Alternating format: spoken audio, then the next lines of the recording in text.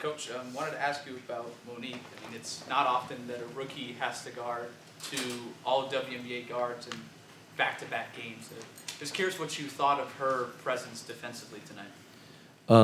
Yeah, I think the first quarter, I don't know if she was quite ready for the challenge after that her first sub and came back. She did a really good job. Yeah, she's super competitive on the ball. Great experience for her to go down the stretch. Kelsey made some big time plays. Some good things for her to see on film, but also I thought Lexi Held did a great job too. Talk about another rookie that came in and really provided some defensive toughness on Plum, and so I give both those two players credit for competing at the level that they did. Also, I'm just curious, what did you say at halftime? Because I mean, you guys came out and LA only scored 7 points.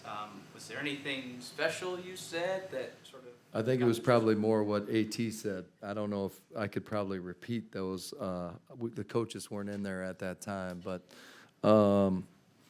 AT cares about one thing, and that's winning.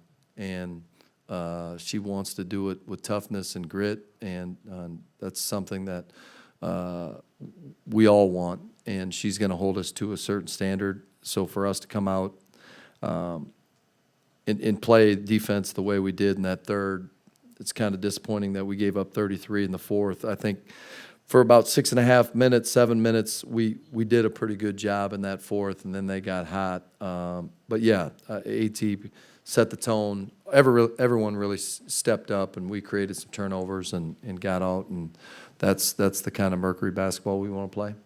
Hey, Coach, can you explain to me about Kahleah Copper's first impact in her first game as a Mercury, and what are you expecting from her in the games going forward?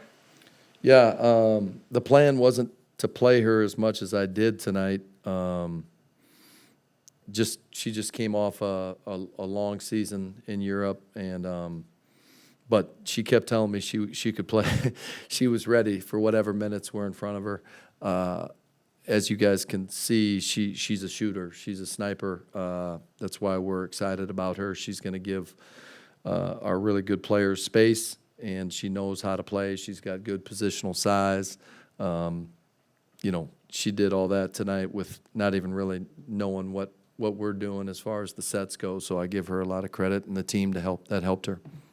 Obviously, Satu and AT, they're going to generate a lot of the headlines, but how impressed were you kind of with the depth in those other players? I think you had 7 players with at least 6 points, just a lot of contributors from all over the lineup.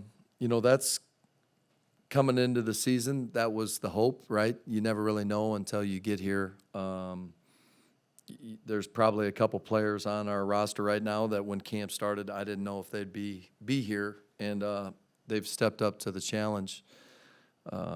We talked about it today. We know who our stars are, and everybody else has just got to play their minutes and play hard and be productive. Most every night, people are going to get an opportunity, and what you do with that is important, and it starts with the defensive end. But yeah, besides Satu and AT, we had some good performances from the others for sure.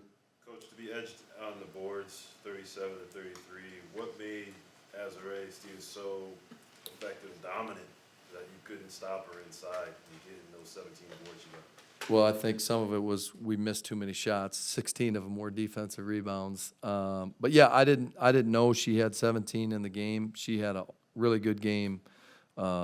She's a good player. She was extremely active on the glass. But yeah, I was, we're right in the hunt there. I don't think we got dominated on the glass or anything like that, but I was proud of, we only had 12 turnovers, so that's a big step in the right direction. We'd love to be under 15, and we got there tonight. Coach, did Plum have an off night, or were you guys forcing her into some mistakes? Yeah, really good question. I mean, I don't know. She had 25, so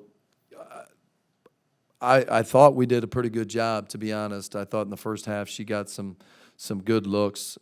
She hits tough shots, and I think I looked down with about 5 minutes to go. I could be wrong, and she had like 14. And then, you know, that's what great players do. They step up to the challenge. She's not afraid of anything, any shot. But yeah, I thought our players really competed against her. I thought she had a really good night. It helped with the finish right there at the end, but to have her at 14 with 5 or 6 to go, you'd probably take that on most nights. And what happened that they were able to come back and make it a game late? Yeah, I mean, it's a game of runs. I think we may have gotten up 13 or 14 with about 5 or 6 to go. They hit a couple threes, couple and ones. We had some bad possessions. I didn't think our execution was as good tonight, just with the continuity, adding Kit being able to call plays. We got a little bit stagnant at times. But, you know, these are the games that you want to win early in the season that are going to help you later.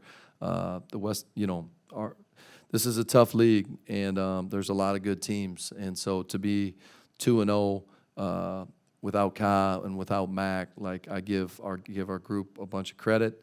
But we'll learn from some of those plays that we just talked about, being up 14, and then you know, down the stretch, how can we be better? Coach, do you have an update on Melissa Thomas's arm? I don't. I think it sounds like everything is okay. I didn't hear much. What about Seti's face? Do you have an update on Seti Urson's face? I don't. How much was it a sigh of relief that the refs ruled it as a long 2 instead of that 3 that Kelsey Yeah. threw over it? Melissa. Yeah, you guys are stressed. Think about me standing up there. Shit. No, it's crazy. The game of basketball is wild. That's why you tip it up every night, and you pour everything you have into those 40 minutes, and you never really know for sure how it's going to go, right?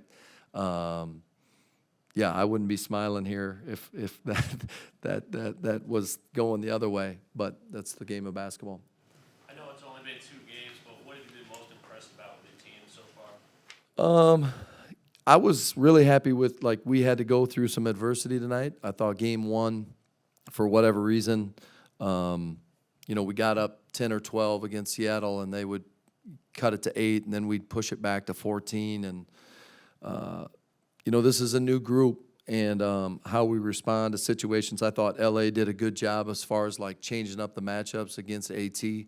They put Sims on her early, and she did a really good job, and it kind of created some confusion for us. I think it took us, you know, a quarter and a half to kind of figure that out. But yeah, I'm just proud that we had to go through some things tonight that we didn't in the first game. There's some end-of-game situations that we can learn from, you know, being up 3 with 13 to go, and how we want to handle those situations, getting the ball in at the end of the game, things like that. Hey, Coach. Satu Sabli became the first player in Mercury history to have back-to-back 25 or more points in each of her first 2 games of the season. How much does it mean to this team? Yeah, Kate, Satu is super talented. I'm going to be honest, I didn't think she was very good tonight.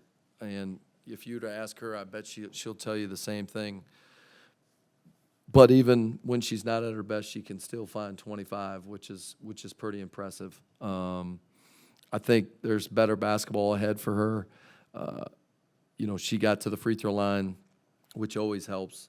And yeah, I think there's going to be nights where you see her play at a high level. And tonight, I didn't think she was at the same level that she was in game 1, but that's how talented she is. Coach, you all had 22 assists on your 28 field goals made. They were cycling through coverages. You talked about the cross matching. How did you feel about you all kind of countering that and keeping the ball moving and not losing flow? Yeah, again, I thought we were a little bit stagnant at times. I've been super impressed with our, you know, kind of our 0.5 mentality. AT sets the tone with her passing. We've got shooters around, so we're willing to make the extra pass. Good versus great mentality. But yeah, you always loved seeing 22 assists when you look down at that box score. That means you're sharing it and you're shooting it pretty well. What do you think of this new reset timeout rule? Yeah, obviously, I like it. It helped us tonight. It was in the league last year. I think just understanding it's kind of like an extra timeout, right? Without without the huddle and everything. So I think it's good for our league. To me, the beauty of professional sports is advancing the ball and giving yourself a better chance to get a score or get it in. So I'm a fan of the reset for sure. Do you know what happened after the Plum made the shot and then everything stopped? Like, what happened? I believe that the officials have to go and look and see if it was a 2 or 3. And so I don't know if I'm pretty sure it's under 2 minutes. They have to look at that, and so that's why they went to it. The way I throw out challenges, huh? Very confusing. Yes, yeah, but I'm glad they got it right. We're gonna end on Zoom with Michael Vopel, ESPN. Go ahead, Michael. Yeah, thank you. Coach, I just wonder if I could ask you another question about Loxa. I think, a lot of American basketball fans will remember her from when she was at South Florida, but it's been a long time. I just wonder if you could talk about, I guess, being part of this is kind of a really interesting journey for her to finally play and just being a coach for somebody who, has this opportunity now at this point in her life. It's got to be kind of fun maybe to see her realize this dream now. Yeah, I mean, you'll have to ask her with her journey, and I was lucky enough to go over to Europe a couple times and see her play. Got to meet with her in free agency, and she was just looking for an opportunity. I think some of these European players that come over here, they play long into a season, and they can come into a training camp late, and they may only have 4 or 5 days to make it.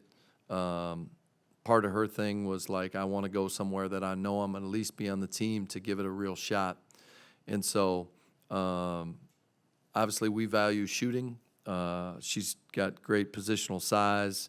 She's played in some of the best leagues in Europe. She's been in some W camps and not made it.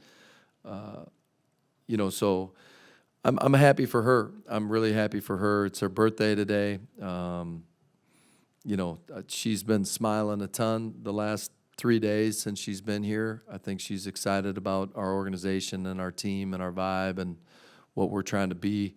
And, she saw our presentation from thousands of miles away, and I think she's getting to live it now. And I'm happy for her that she had a good performance in Game 1. Thanks, Nate. All right, thank you.